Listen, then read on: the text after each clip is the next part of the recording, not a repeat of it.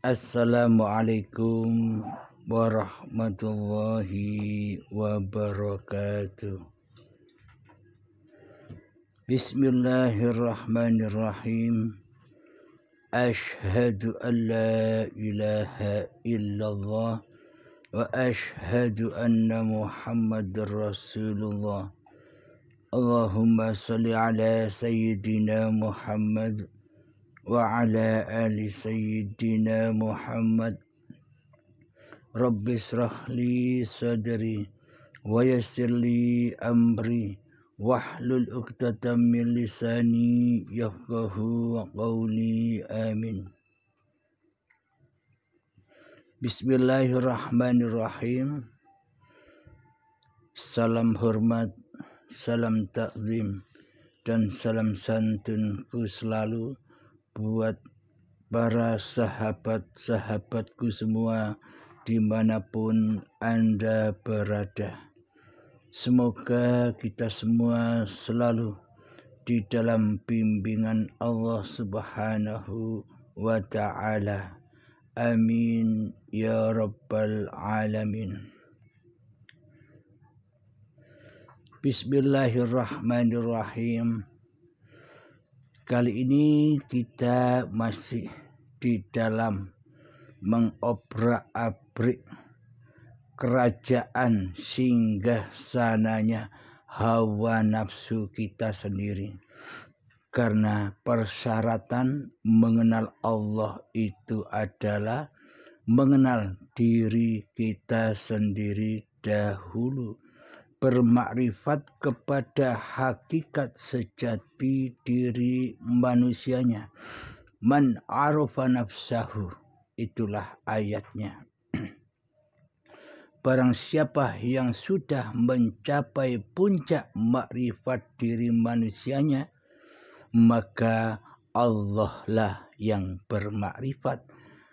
Faqad arafa rabbahu, jadi yang tahu Allah ya Allah sendiri, bukan manusia jadi Allah, bukan manusia pindah kepada Allah, bukan manusia ketemu Allah.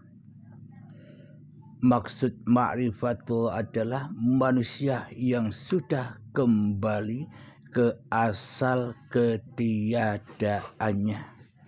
Itulah yang dimaksud ma'rifatullah, bukan ma'rifat manusianya. Alhamdulillahirabbil alamin. Mari kita bacakan intai singgah sana musuh-musuh kita selama ini, agar kita tahu, agar kita mengenali siapa sih musuh-musuh kita selama ini. Kami bacakan di dalam surat Al-Insan. A'udzu billahi minasyaitonir rajim. Bismillahirrahmanirrahim. Hal ata 'alal insani hinam minad dahri lam yakun syai'an madhkura. Yang artinya, bukankah telah datang atas manusia satu waktu dari masa, sedang dia ketika itu belum merupakan sesuatu yang dapat disebut. Inilah hakikatnya makhluk.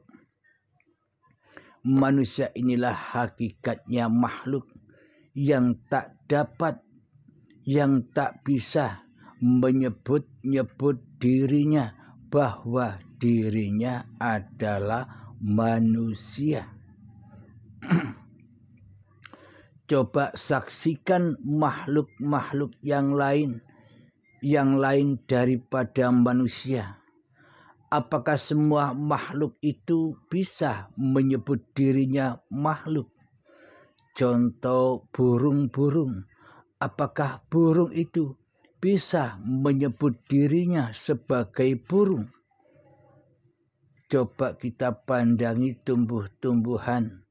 Apakah bisa tumbuh-tumbuhan itu menyebut-nyebut bahwa dirinya adalah tumbuh-tumbuhan. Contoh lagi batu. Apakah mungkin batu-batu itu bisa menyebut-nyebut dirinya bahwa dirinya adalah batu? Seumpama lagi lautan. Apakah mungkin lautan itu bisa menyebut-nyebut dirinya sebagai laut?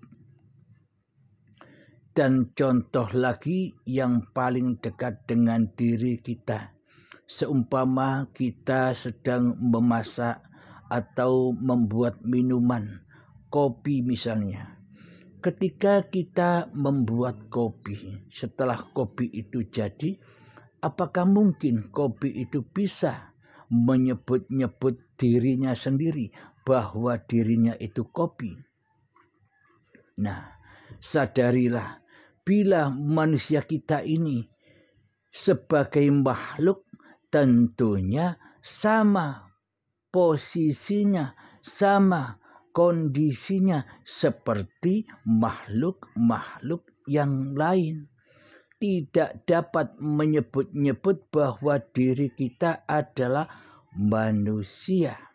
Sesuai dengan ayat Al-Insan ayat pertama, yakni manusia itu berasal dari hal yang tak dapat disebut. Karena sesungguhnya yang bisa nyebut-nyebut itu siapa? Bukan makhluknya. Yang bisa nyebut-nyebut itu bukan makhluknya. Yang bisa nyebut-nyebut adalah penciptanya. Jadi seumpama kita membuat kopi, membuat makanan, kan yang bisa menyebut-nyebut nama makanan dan minuman yang kita buat, kan diri kita sebagai penciptanya. Yang bisa menyebut ini makanan apa, yang bisa menyebut ini minuman apa, sama halnya diri manusia kita. Bila diri kita manusia ini memposisikan diri sebagai makhluk, maka kita akan menyaksikan Tuhan pencipta diri kita. Karena selama ini kita merasa jadi Tuhan, karena kita selama ini merasa jadi rajanya manusia yang bisa, yang berkuasa, yang merasa hidup, maka kita buta akan siapa pencipta diri manusia kita. Karena seolah-olah kitalah pencipta hidup dan badan kita sendiri, seolah-olah demikian. Tapi kita tidak menyadarinya selama ini. Karena hawa nafsu telah menyesatkan manusia kita selama ini. Hawa nafsu selalu menyuguhkan buah khuldi yang ada di dalam dada ini. Hai fulan, ini hidupmu sendiri, ini badanmu sendiri, ini milikmu, ini anakmu, ini istrimu, ini hartamu, ini amal-amalmu, ini solat-solatmu, ini ibadah-ibadahmu. Semuanya disuruh mengaku-akui bahwa semua yang terjadi atas diri manusia kita adalah milik kita sendiri. Sehingga hati kita tidak bisa roji'un kepada Allah. Sehingga hati kita tidak bisa mi'rad kepada Allah. Karena sangat butanya mata hati kita. Maka dari itu, inilah sejarah-sejarah manusianya agar kita bisa mengintai, mengobrak-abrik kerajaan yang selama ini kita anut, keyakinan dan keimanan yang selama ini kita peluk di hati kita, yakni nyembah hawa nafsu kita sendiri daripada mengabdi dan menyembah kepada Sang Pencipta diri manusia kita. selama ini. Mari kita lanjutkan di dalam surat Al-Insan ayat yang kedua.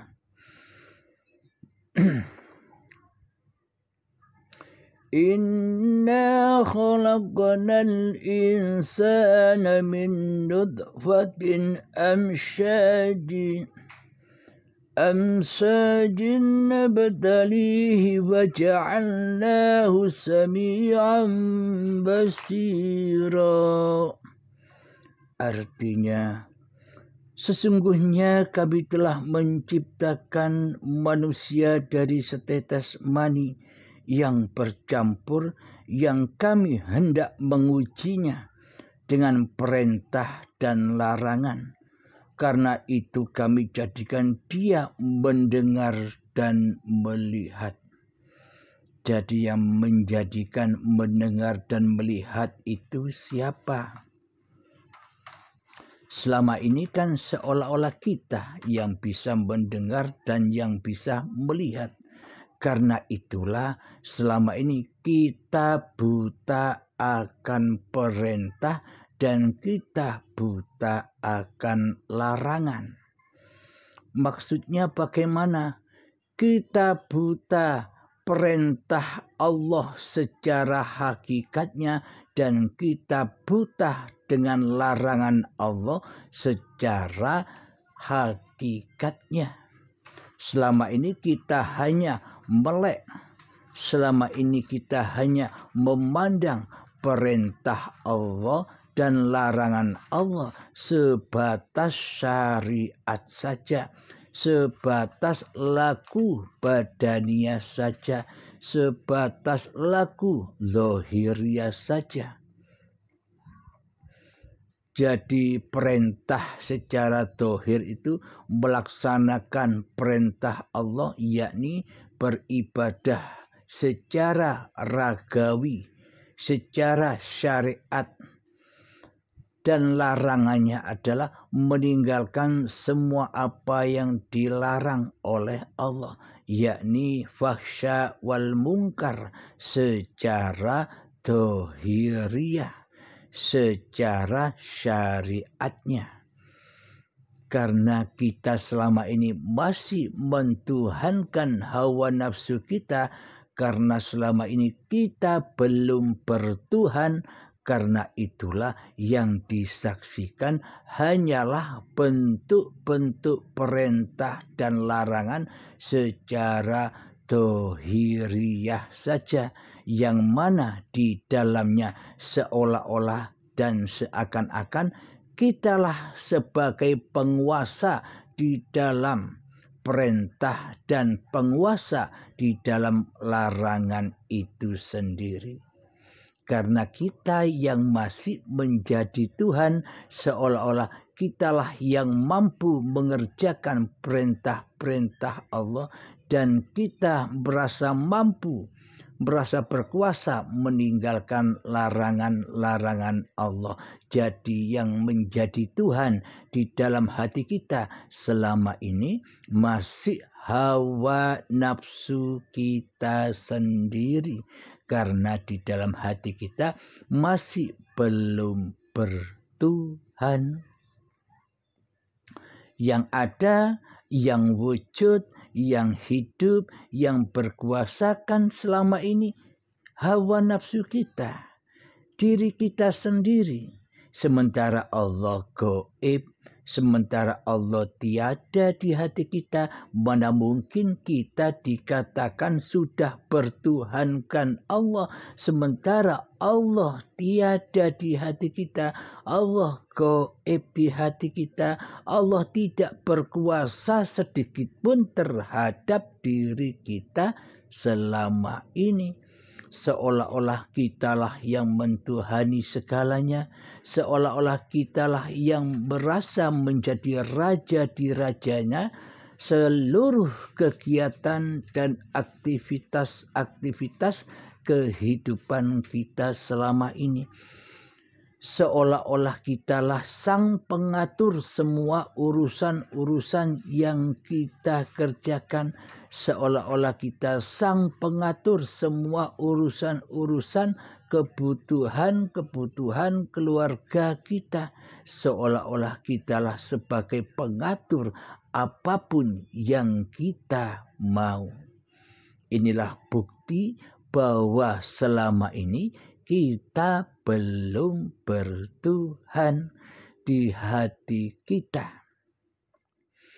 Karena untuk bertuhan itu maka manusianya harus rela, harus ridho, tumbang dari kerajaan hawa nafsunya, kembali kepada rahmatullah, rahmatnya Allah. Jadi pahamilah pemaparan ini, tafakurilah di dalam hati kita ini. Itulah singgah sana musuh yang selama ini kita imami di dalam hati kita. Selama ini kita tak berimam kepada Allah, kita tak berwalikan kepada Allah, kita tak mengikuti atau kita tak menyembah Allah, tak mengabdi kepada Allah, akan tetapi kita selama ini menjadi abdinya hawa nafsu kita sendiri di hati kita. Jadi semuanya dirampas oleh hawa nafsu kita sendiri. Hidup diakui sebagai hidup manusianya, badan diakui sebagai badan manusianya, ilmu diakui sebagai ilmu manusianya, ibadah diakui sebagai ibadah manusianya. Sedangkan di dalam doa iftitah sudah dijelaskan oleh Sang Kekasih, oleh Allah sebagai pencipta manusia. Inna solati wa nusuki wa mahyaya wa mamati lillahi rabbil alamin. Sesungguhnya solatku dan sesungguhnya ibadah-ibadahku serta hidup dan matiku adalah lillahi ta'ala, miliknya Allah, bukan milik manusia kita. Akan tetapi praktek hati kita selama ini bagaimana? Tentunya lillahnya kan sudah terganti, lillahnya sudah terhapus di hati kita menjadi linafsi, milikku hamba.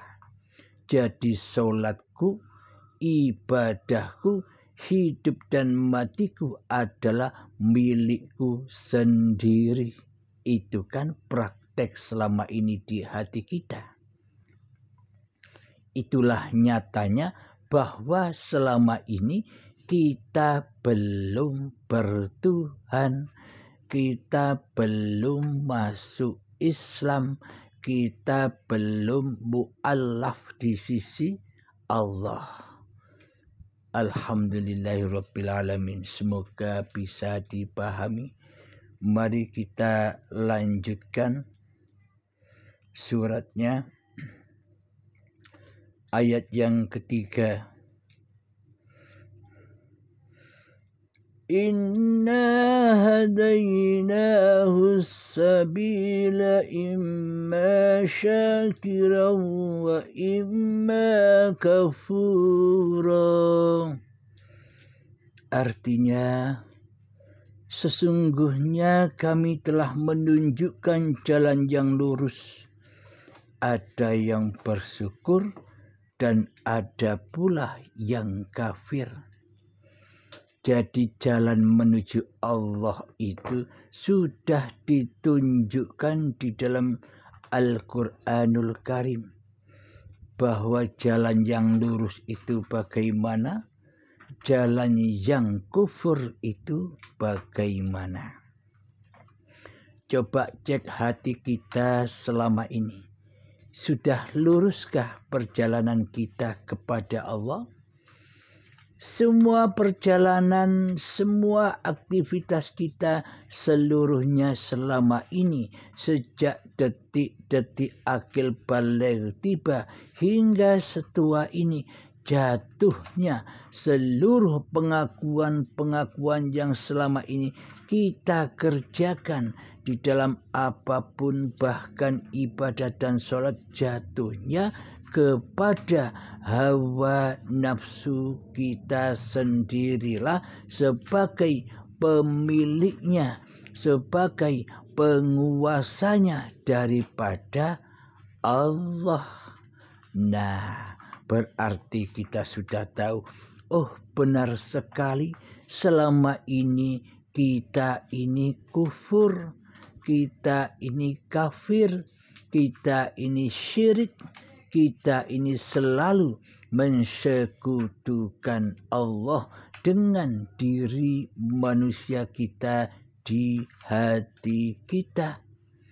Inilah bukti bahwa perjalanan-perjalanan kita selama ini tersesat dan menyimpang jauh dari jalan yang lurus di sisi Allah. Selama ini kita hanya menganggap jalan kita ini lurus-lurus saja di sisi hawa nafsu kita sendiri. Seolah-olah dengan sholat yang kita kerjakan, kita sudah lurus jalannya. Ketika kita melaksanakan ibadah-ibadah yang kita lakukan, seolah-olah kita lurus jalannya di sisi hawa nafsu kita sendiri.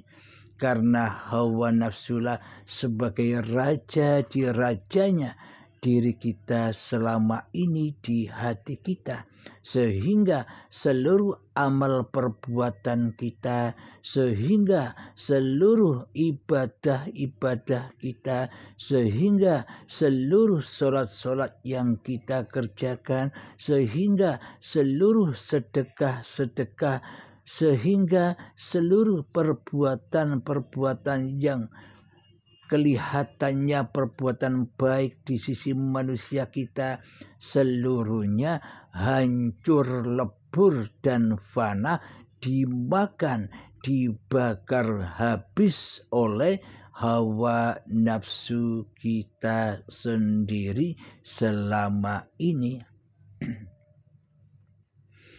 Maka dari itu sadarilah, maka dari itu renungkanlah kesalahan-kesalahan kita di dalam beragama dan bertuhan selama ini.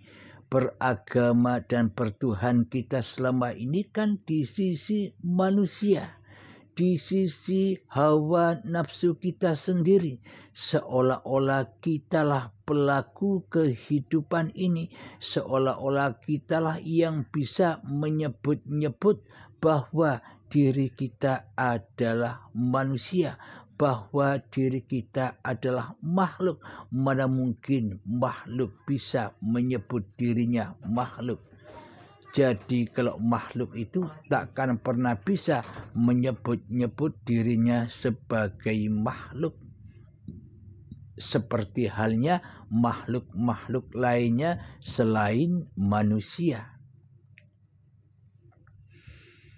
Maka dari itu semoga kita bisa menyadari akan seluruh kesalahan-kesalahan kita, agar kita bisa kembali ke jalan yang lurus.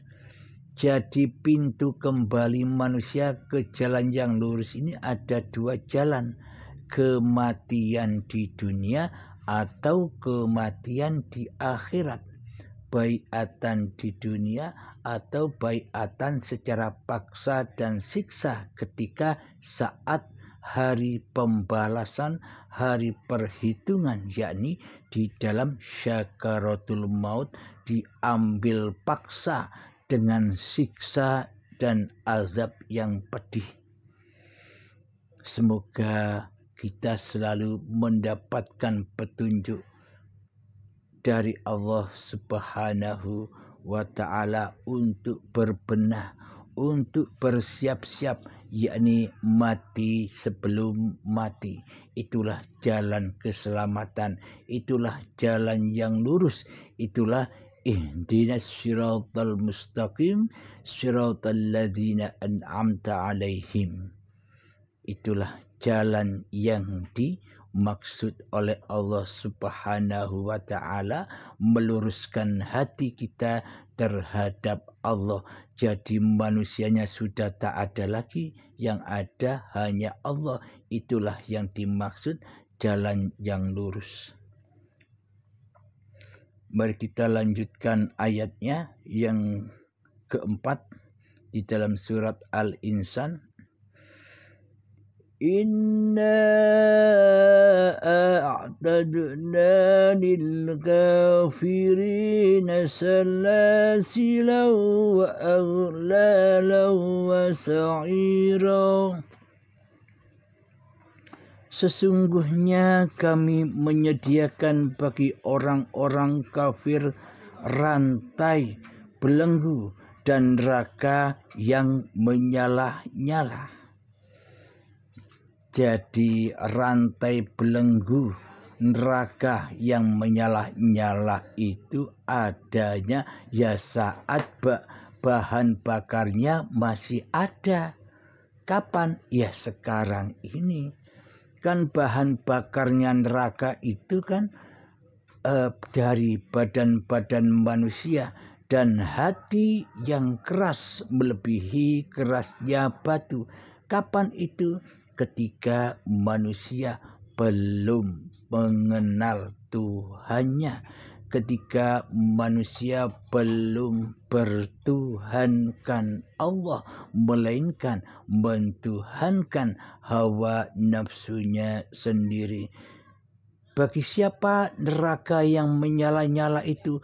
Bagi manusia yang belum kedatangan Kanjeng Nabi Muhammad sallallahu alaihi wasallam, bagi manusia yang belum mengenal hakikat Muhammad Rasulullah sallallahu alaihi wasallam.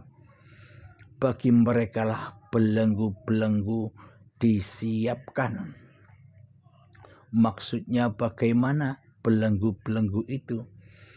Ketika kita di dalam hati kita selama ini mentuhankan, berwalikan kepada hawa nafsu kita sendiri selama ini, daripada mentuhankan, daripada berwalikan Allah Subhanahu wa Ta'ala sebagai Tuhan pencipta manusia kita, maka selama ini kita dibelenggu oleh Allah. Dibelenggu dengan segala aturan-aturan, dibelenggu dengan segala syariat-syariat yang kita kerjakan. Kenapa kok menjadi belenggu syariat-syariat yang kita kerjakan itu? Menjadi belenggu bagi kita karena di dalamnya kita menjadi Tuhannya syariat, kita menjadi Tuhannya hukum-hukum, kita menjadi Tuhannya hawa nafsu kita, kita menjadi Tuhannya dunia, yang mana di dalam hati kita cinta terhadap selain Allah. Itulah belenggu-belenggu yang mengikat di leher manusia. Memang tak kelihatan, akan tetapi hakikatnya bisa dirasakan dengan nyata. Belenggu-belenggu itu bila Anda sudah mengalami kematian, bila Anda sudah mengalami kembali kepada Allah, akan menyadari itu semua. Sebelum Anda bertuhan, maka Anda tak akan pernah sadar, tak akan pernah bisa tahu hakikat neraka itu yang bagaimana. nanti ketika bila hati Anda sudah menjadi mu'alaf, sudah bertuhankan kepada Allah, Anda akan tahu dengan nyata hakikat neraka di sisi Allah, hakikat belenggu di sisi Allah. Jadi hakikatnya istri, anak, harta itu semua fitnah. Ilmu, amal, ibadah yang kita lakukan semua itu fitnah ketika hati kita belum bertuhan. Maksudnya fitnah itu apa? Selalu membelenggu leher kita, selalu membelenggu hati kita. Terkadang dengan itulah datang suatu keadaan yang menyakitkan hati kita. Kita diuji di dalamnya, diuji dengan anugerah dan bencana, diuji dengan ketaatan dan kemaksiatan, diuji dengan kebaikan dan keburukan. Karena selama ini kita yang menjadi Tuhannya kehidupan ini, maka kita tidak bisa menyaksikan siapakah pencipta ujian-ujian itu, siapakah di balik ketaatan dan siapakah di balik kemaksiatan, siapakah di balik kebaikan ataupun siapakah di balik keburukan itu. Karena kita masih belum bertuhan, maka kita mentuhankan ujian-ujian itu. Sehingga hati kita terlena di dalamnya, tergulung di dalamnya, baik ketaatan ataupun kemaksiatan.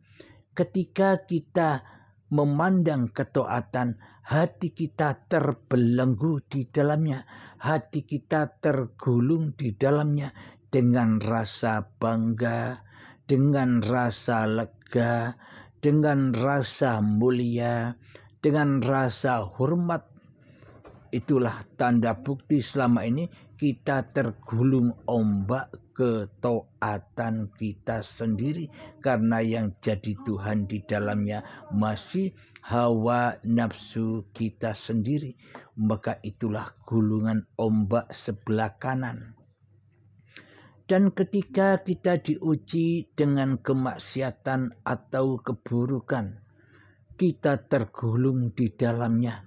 Kita merasa berdosa, kita merasa sebagai orang yang rendah, kita bersedih, gundah gulana di dalamnya, hati serba rasa takut dan ketakutan, takut miskin, takut bagaimana nasib saya nanti setelah meninggal. Semuanya serba takut. Di dalam ketaatan pun juga takut, di dalam kemaksiatan pun juga takut. Sama-sama takutnya, karena selama ini yang jadi Tuhan hawa nafsunya, maka taat dan maksiat baik dan buruk akan membelenggu hati manusia dari Tuhannya. Karena yang menjadi raja di dalam singgasana hatinya masih hawa nafsunya sendiri, yang merajai di dalam taat dan maksiat, yang merajai di dalam kebaikan dan keburukan.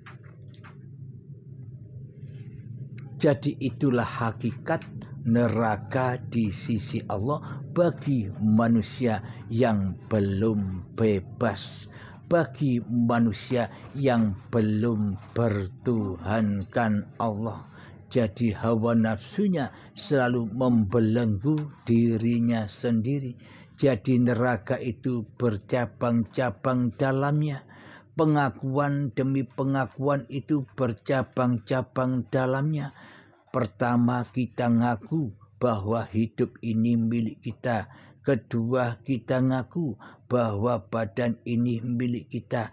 Ketiga, kita ngaku bahwa segala bentuk perbuatan dan aktivitas badan-badan ini milik kita. Yang keempat, kita mengaku sholat ini milik kita dan semuanya tambah dalam siksa dan belenggunya. Karena aku diri manusianya. Karena pengakuan diri manusianya melebar luas. Itulah belenggu-belenggu hati manusia yang belum bertuhan. Itulah salib-salib yang wajib dipatah-patahkan dan wajib dihancurkan sebelum ajal menjemput, sebelum datangnya hari pembalasan, sebelum datangnya hari perhitungan di saat syakaratul maut. Itu semua wajib dipatahkan dan dihancurkan agar kita pulang dengan husnul khotimah. Jadi husnul khotimah itu tidak menunggu syakaratul maut. Husnul khotimah yang dimaksud itu husnul khotimahkan hatimu sebelum datang mautmu. Jadi ketika husnul khotimah ketika menjelang syakaratul maut, ya percuma. Di situ tempatnya azab dan siksa, pengembalian secara paksa dan siksa. Maka dari itu matilah sebelum matimu. Jadi kalau mati sekarang kan berarti syakaratul mautnya sekarang. Jika mati sekarang kan husnul khotimahnya kan sudah kita pegang. Jadi ketika ajal menjemput, jadi sudah tahu jalan pulang. Hanya senyum-senyum saja, hanya enjoy saja. Karena selama ini tiap detik per detik kita sudah di alam akhirat. Badan kita ada di dunia, tapi hati sudah di akhirat. Inilah aplikasi doa Rabbana atina fid dunya hasanah wa fil akhirati hasanah wa qina adzabannar. Sudah terhindar dari azabnya annar, azabnya pengakuan hawa nafsunya. Jadi neraka sudah tahu bukan? Rahasia neraka itu di mana? Besok apa sekarang? Kalau besok kan bahan bakarnya sudah tidak ada. Ya tidak mungkin menyala bahan bakarnya, badan manusia dan hatinya sudah tak ada. Ketika manusia sudah kembali inna lillahi wa inna ilaihi raji'un, adanya bahan bakar neraka itu ya sekarang ini, yang saat ini membelenggu jiwa-jiwa manusia yang mati kesadarannya, yang mati dalam berketuhanannya, yang disembah, yang diabdi, yang dijadikan raja di rajanya hati selama ini, hawa nafsunya. Mari kita lanjutkan ayat Al-Insan yang kelima.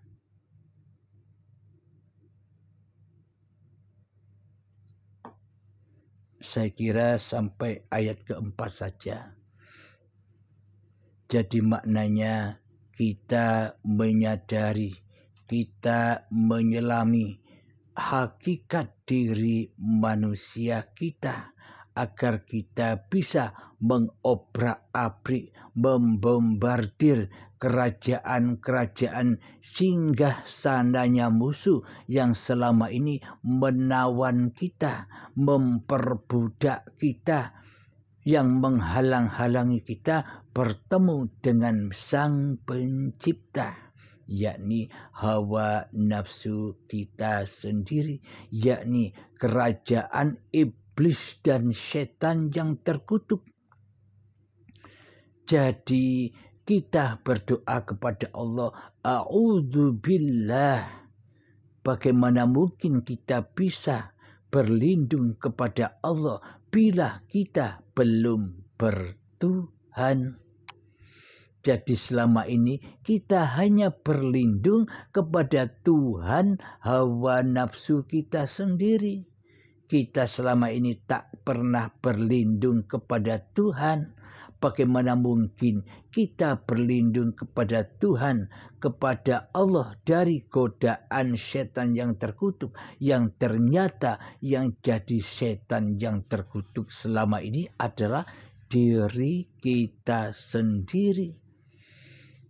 Karena hati kita buta selama ini, maka kita tidak tahu bahwa hakikat setan yang terkutuk, setan yang nyata itu adalah diri kita sendiri ketika kita belum bertuhankan Allah.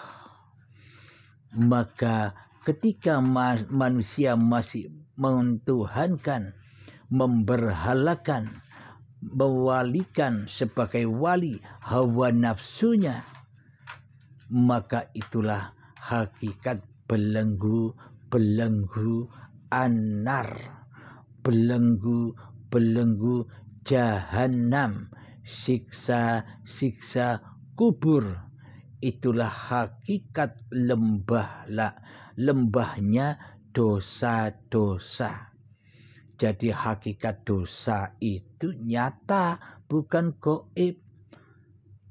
Bagi siapa dosa itu nyata? Bagi manusia yang sudah bertuhan. Bagi manusia yang belum bertuhan di hatinya, dosa dan pahala itu gelap. Dosa dan pahala itu tidak nyata, hanyalah angan-angan saja. Seperti halnya kita mengangan-angankan agama dan bertuhan selama ini, hanya bayang-bayang saja. Jadi hakikat nyatanya lembah dosa itu apa? Ketika di dalam hati yang masih jadi raja di rajanya hati, hawa nafsu kita sendiri. Ketika kita masih di lembah dosa, ketika kita masih di lembah neraka, ketika kita masih di dalam singgah sananya setan yang terkutuk, selamanya kita tidak akan pernah bebas. Selamanya kita tidak akan pernah bisa menyembah Allah. Selamanya kita tak akan rela dan ridho bahwa Allah itulah Tuhan pencipta alam semesta ini. Maka dari itu, semoga saya dan semoga kita semua selalu di dalam bimbingan Allah Subhanahu wa ta'ala. Alhamdulillahirabbil alamin. Semoga kita semua termasuk saya menjadi ahlillah, keluarganya Allah. Maksudnya bukan keluarga seperti di alam dohir ini. Maksudnya keluarga Allah itu manusianya harus tiada dulu. Manusianya harus kembali ke asalnya dulu. Yakni hal yang tidak dapat disebut. Kalau manusia sudah tak bisa disebut, berarti manusia itu kan tak ada. Berarti manusia itu kan gaib. Bila manusia tak ada, bila manusia itu gaib, apakah mungkin manusia bisa menyebut dirinya sebagai manusia? Jadi yang menyebut diri manusia ini sebagai manusia itu siapa? Makhluknya ataukah Sang Khalik, pencipta manusia? Selama ini kan Sang Khalik tidak ada bagi kita. Yang ada hanyalah kita sendiri di hati kita yang merajai seluruh apa-apa yang kita bisa sebutkan selama ini. Kita bisa menyebut diri kita sebagai manusia. Kita bisa menyebut badan ini sebagai badannya manusia, kita bisa menyebut sholat ini sholatnya manusia, kita bisa menyebut ibadah ini ibadahnya manusia, dan kita bisa menyebut apa-apa dan siapa-siapa yang ada di antara kita. Kita bisa menyebutkan ini, itu, gunung, laut, semuanya kan kita yang bisa menyebut-nyebutkan selama ini, bukan Allah. Inilah bukti bahwa posisi kita selama ini jadi Tuhan daripada menjadi hamba. Jadi Khalik ketimbang menjadi makhluk. Allah Sang Pencipta diri kita telah kita dudukkan sebagai makhluk selama ini. Kitalah Khaliknya selama ini. Kan terbalik. Iman, akidah, dan keyakinan di hati kita selama ini kan terbalik dari fakta yang dibawa oleh para nabi dan para rasul, termasuk Kanjeng Nabi Muhammad. Kondisi keadaan hati Kanjeng Nabi Muhammad ya seperti yang dipaparkan ini, yakni hati selalu mentauhidkan Allah daripada mentauhidkan diri Muhammadnya di hatinya. Jadi selama diri Muhammadnya di hatinya, yang jadi raja di rajanya adalah Muhammadnya, sampai kapanpun Muhammad takkan pernah bisa bertemu dengan roh. Wahai Muhammad, jangan pernah kau membahas tentang roh, karena roh itu rahasiaku. Inilah aplikasi kiasan bahwa selama di dalam hati kita ini yang jadi raja di rajanya hati adalah hawa nafsu kita sendiri, selamanya kita takkan pernah bisa mentuhankan Allah. Kita tidak akan rela dan ridho bahwa Allah itu Tuhannya manusia, sesembahan manusia. Jadi Muhammadnya, jadi hawa nafsunya harus kembali ke alam kesejatiannya, yakni tidak bisa nyebut apa-apa, kembali ke alam keadamannya, ketiadaannya, baru ruhullah akan bangkit, ruhullah akan nyata. Jadi yang bisa bermakrifat itu ya Allah sendiri. Makrifat manusianya adalah mengenal kembali, membombardir kerajaan hawa nafsunya dahulu, sehingga manusia bisa dengan rela dan ridho pulang kepada asalnya, yakni hal yang tak dapat disebut, yakni sudah tiada kemanusiaannya. Alhamdulillahirrabbilalamin. Semoga pemaparan ini membawa berkah dan membawa kesadaran kita kembali kepada asal usul diri kita. Jadi ini mengkaji diri. Jadi Muhammad yang dikaji bukan Muhammad yang di luar diri. Muhammad yang dikaji Muhammad yang di dalam diri, yakni Muhammad Rasulullah, yakni badan-badan inilah yang diutus oleh hidup. Alhamdulillahirabbil alamin. Rabbana atina fid dunya hasanah wa fil akhirati hasanah wa qina adzabannar. Rabbana atina fid dunya hasanah wa fil akhirati hasanah wa qina adzabannar. Rabbana atina fid dunya hasanah wa fil akhirati hasanah wa qina adzabannar. Wa sallallahu ala sayyidina Muhammad wa ala alihi wa sahbihi wa sallam. Walhamdulillahirabbil alamin. Akhir kalam. Assalamualaikum warahmatullahi wabarakatuh.